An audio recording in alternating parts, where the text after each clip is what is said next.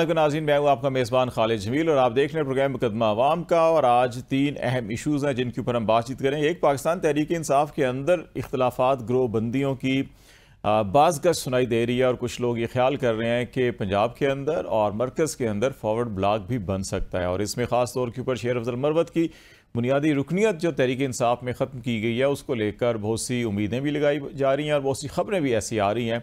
इस हवाले से बातचीत करेंगे कि PTI के अंदर चल क्या रहा है। और ये बखसूस नशिस्तों का जो केस था उसमें सुप्रीम कोर्ट ऑफ पाकिस्तान ने फैसला दिया। 6 अगस्त तक इलेक्शन कमीशन ऑफ पाकिस्तान ने उस फैसले के ऊपर कंप्लाइंस रिपोर्ट जो है वो सुप्रीम कोर्ट को पेश करनी है। और क्या जो 41 आज़ाद अरकान है इलेक्शन कमीशन उसके ऊपर नोटिफिकेशन जारी करेगा या नहीं करेगा, क्योंकि उसने सुप्रीम कोर्ट से इस वक्त वजाहत भी मांगी है उनके फैसले के हवाले से। और PTI का जो इंटरनल स्ट्रक्चर और उनके क्योंकि इलेक्शन नहीं है तो उनके ख्याल के मुताबिक उसका तंजीमी ढांचा नहीं है। ऐसे में क्या हो सके। और मीनवाइल जो इलेक्शन एक्ट में तरमीम की जा रही है, पार्लियामान के अंदर ये बिल पेश कर दिया गया है, स्टैंडिंग कमेटी ने इसको अप्रूव किया है। और ये अब इम्कान ज़ाहिर किया जा रहा है कि मंडे को सेनेट का इजलास भी बुलाया गया तो उस रोज़ को कौमी असम्बली सेनेट से पास करके सदर मुमलिकत 5 अगस्त को इसके ऊपर दस्तखत भी कर सकते हैं। और ये मामला जो है कि कितना अहमियत का हामिल होगा। और फिर एक चीज़ जो एनर्जी क्राइसिस, बिजली के बिल और हुकूमत जो है कि एक तजवीज़ के ऊपर काम कर रही है कि 5 रुपये फ़ी यूनिट इसमें कमी की जा सकती है। अगर एनर्जी मिनिस्ट्री की जो प्रपोज़ल है कि अगर हम IPPs को अगले 3 से 5 सालों की एडवांस पेमेंट कर दें जो तकरीबन 4000 अरब के करीब बनती है, तो क्या IPPs को 4000 अरब देकर आवाम को महज 5 रुपए का रिलीफ काफ़ी होगा या और बहुत कुछ करना होगा? ये 3 मौज़ूआत होंगे जिस पे हम बातचीत करेंगे। हमारे साथ शिजरा मनसब अली साहिबा जो PMLN की रुकन असम्बली हैं वो ज्वाइन कर रही हैं। मोहम्मद अली सरफराज साहब पाकिस्तान तहरीक इंसाफ से आपका तल्लुक़ है, रुकन असम्बली हैं। और इसी तरह आदिल काजी साहब जो सेक्रेटरी हैं इस्लामाबाद बार एसोसिएशन के। बहुत शुक्रिया आप तीनों मेहमानों का। और हम स्टार्ट जो है कि मोहम्मद अली सरफराज साहब आपसे कर लेते हैं कि ये एक तरफ जो है कि आपकी पार्टी के लिए अच्छी खबरें आई थी कि सुप्रीम कोर्ट से उन्होंने आपकी पार्टी को तस्लीम भी किया, कहा कि इनको नशिस्तें दे दी जाएं। लेकिन पार्टी के अंदर जो ये इख्तलाफात की खबरें, शेर अफजल मरवत साहब की रुकनीत का ख़ात्मा और फिर ये जो ग्रोहबंदी या फॉरवर्ड ब्लॉक की खबरें आ रही हैं, तो इनको आपकी जमात कैसे देख रही है?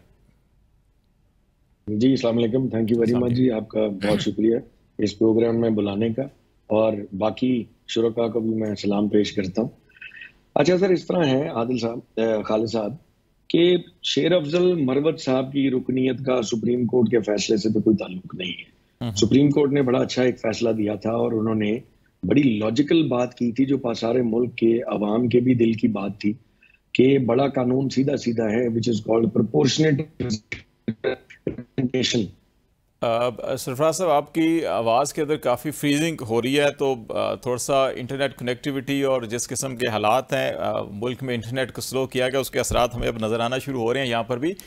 और शिजरा मनसब अली की तरफ चलते हैं, उनके यहाँ भी अभी अच्छा वहाँ भी कुछ फ्रीजिंग हो रही है। तो चले आदिल काजी साहब आपकी तरफ ही आ जाते हैं कि थोड़ा सा ये नेट प्रॉब्लम भी है, इसको हम मैनेज करने की कोशिश करेंगे कि पहला हिस्सा हम करते हैं, दूसरे तीसरे हिस्से के अंदर ये आप बताएं कि जो एक तरफ सुप्रीम कोर्ट का फैसला था, दूसरी तरफ नेशनल असम्बली में अभी ये बिल पेश हो गया, स्टैंडिंग कमेटी में पास हुआ, वापस आएगा और ये ख्याल किया जा रहा है कि उस डेडलाइन से पहले ही इसको मंजूर करवा लिया जाए। तो आप ये समझते हैं कि अदलिया और पार्लियामान जो है कि ये आमने सामने कुछ टकराव की सूरत हाल इसकी पैदा हो गई है, तो इसका नुकसान ज़्यादा किसको होगा?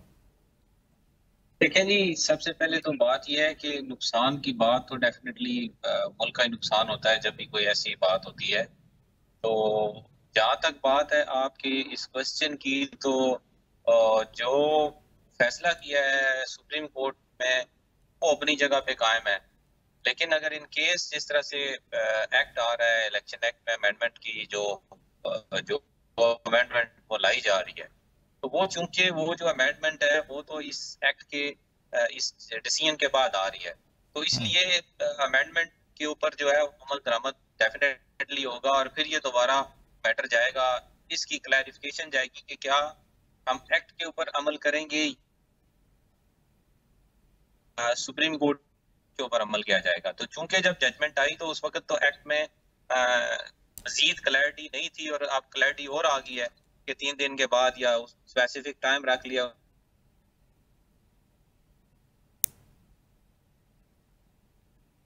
है कि बंदा दूसरी पार्टी ज्वाइन नहीं कर सकता, तो डेफिनेटली पीटीआई के लिए वो जो सीट्स का फराहमी वाला इशू है उसमें ये रुकावट बनेगी। और दोबारा जब ये मैटर जाएगा तो डेफिनेटली जब तक लॉ जो है वो स्टक डाउन नहीं होता उस वक्त तक फिर उस कानून के ऊपर अमल दरामद होगा।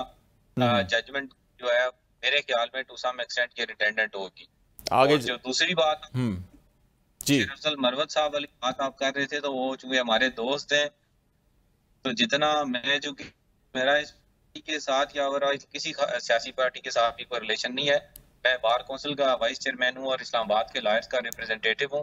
तो उस हवाले से शेर अफजल मरवत ने हमने खुद देखा है कि जितनी कुर्बानी इस सियासी सिस्टम के लिए और पीटीआई के लिए दी है, मेरा नहीं ख्याल है कि इनके दीगर जो लोग हैं उन्होंने दी हो। तो उसके साथ ये जो इन्होंने काम किया वो इंतहाई ज्यादती हुई है और मैंने खुद उसकी कोई मेरे ख्याल केस मानते हैं तो मैंने उसकी फाइल की है, उसके ऊपर जो FIR हुई हैं और उसके अलावा तो ये सारा कुछ उसको तो सियासी इस पार्टी की वजह से उसको सारा नुकसान हुआ है।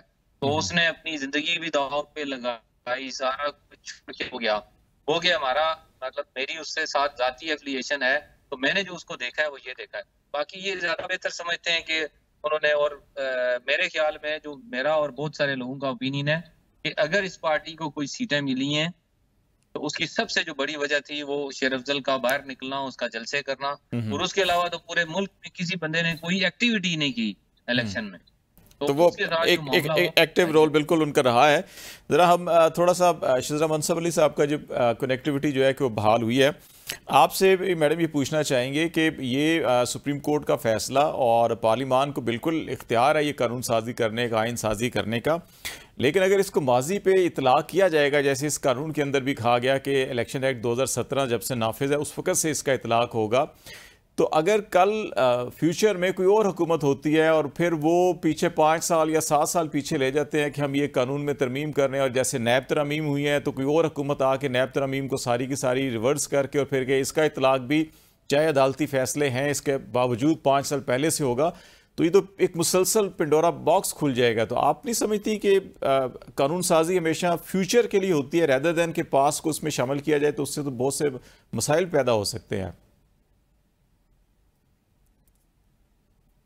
देखना ये पड़ता है पार्लियामेंट से कानून बनाने और कानून में अगर किसी जगह पे आइन में लगे कि इबहम है तो उसको और मुफस्सल करके लिखना।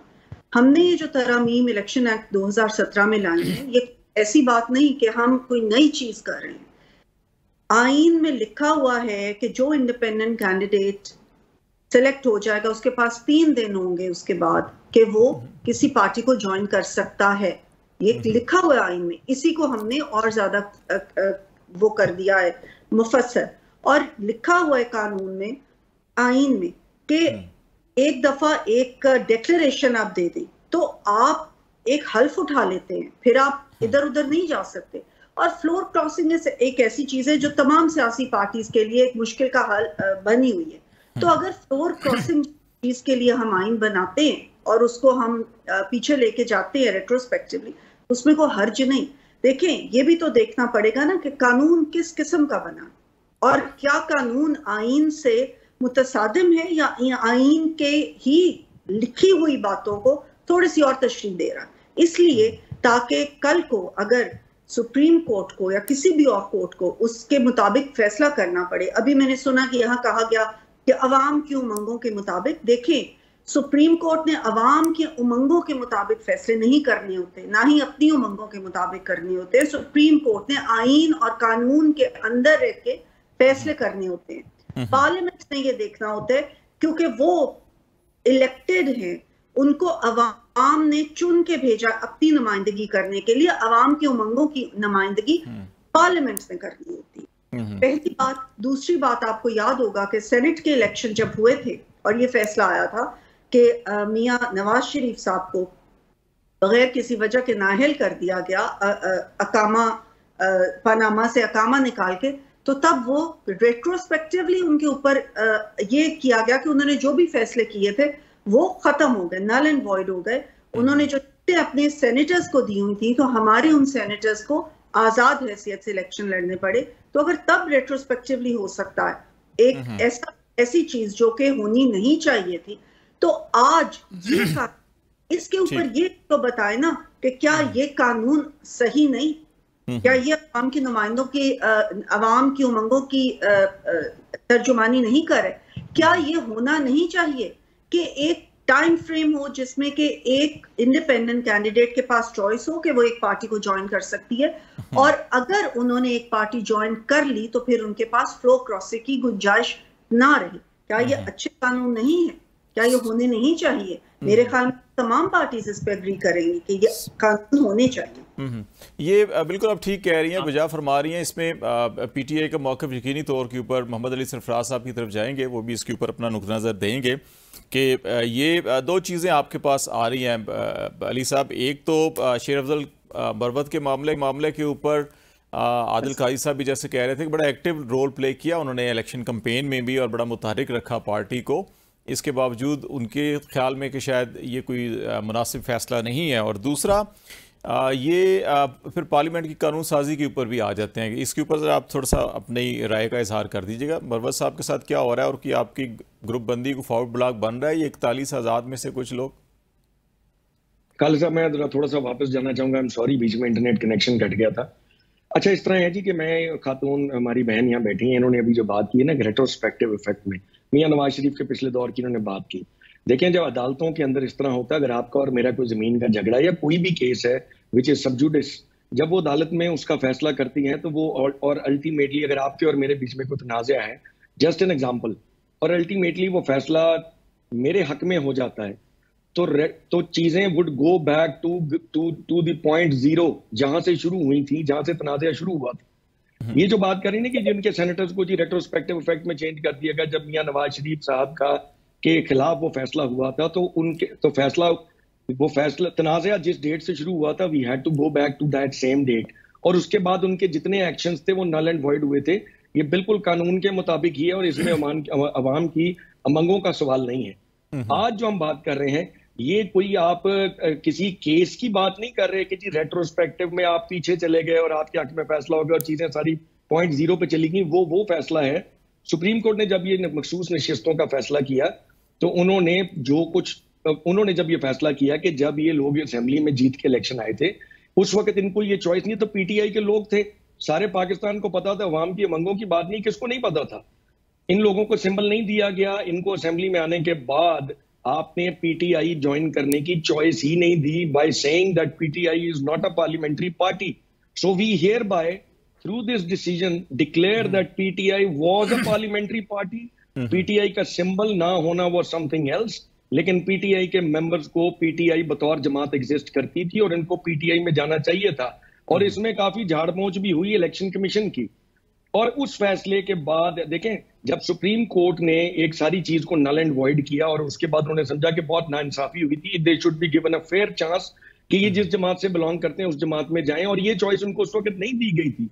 तो अब हम इनको अफ्रेश ये चॉइस दे रहे हैं। लिहाजा फलां 41 बंदे जो कि नेक्स्ट ईयर बी में हैं, वो 15 दिन का टाइम अगर सुप्रीम कोर्ट ने दिया तो this was a supreme court decision. आप बात करते हैं कि जी इन्होंने आइन को रीराइट कर दिया। देखिए, सुप्रीम कोर्ट ने ये एक एक्स्ट्रा ऑर्डिनरी सर्कमस्टांसेस है, बहुत सारी चीजें कानून में लिखी हुई थी जो फॉलो नहीं हुई थी। अब इस बात के ऊपर ये जो डोरा पीट रहे हैं जी, 15 दिन का चले, सुप्रीम कोर्ट 3 दिन का टाइम दे देती, तब भी इन लोगों ने पीटीआई में ही जाना था। वो 6 महीने का टाइम दे दें, तब भी उन्होंने पीटीआई में ही जाना है। सुप्रीम कोर्ट को अगर आप ये कहते हैं कि जी आपको इतने दिन का टाइम देना था, तो ये इशू हमारा इशू नहीं है। हमें हमारा राइट मिला है after a long time. We all belong to PTI and we all want to go back to our party. In the meanwhile ये जब असेंबली में बैठना था, उस वक्त ये कहते हैं कि जी आपने और ये जो कानून से कर रहे हैं, रेट्रोस्पेक्टिव इफेक्ट से कभी हो ही नहीं सकती, इट इज एब्सोल्युटली इलीगल। ये चैलेंज भी होगी और इसका इनके हक में फैसला आ नहीं सकता। अदालतें इतनी नहीं सोई हुई कि इनको 2017 से कानून बना लें या 2005 से कानून बना लें और वो कानून आज हमारे ऊपर लागू हो जाए। एवरीवन नोज कि ये सारा विल का मसला है, ये बदनीयती पे मबनी है सारा कुछ। 2/3 अक्सरियत लेने के लिए पहले इनका दिल करता था हमारी सीटें मुफ्त खा जाए। अब सुप्रीम कोर्ट ने फैसला किया तो उस पर बार बार अभाम क्रिएट किए जा रहे हैं कि जी पार्टी का इलेक्शन नहीं हुआ, फलाना नहीं हुआ। यहाँ पे ऐसी बाप पार्टी का इलेक्शन नहीं हुआ तो उनको तो इलेक्शन सिंबल भी दे दिया था। ये सारे कानून, सारी जमातें आपस में मिलके मिली भगत से लगी हुई हैं। इन चीजों का पीटीआई के लोगों के मेंटल जो उनकी सोच है उस चीज से कोई ताल्लुक नहीं। जिसने पीटीआई में जाना है उसने पीटीआई में ही जाना है। आपने मजबूर किया लोगों को, उस वक्त आपने उनको चॉइस ही नहीं। अगर उनसे अगर कोई एफिडेविट दे दिए सुप्रीम कोर्ट के फैसले के बाद, उसकी कोई वैल्यू नहीं।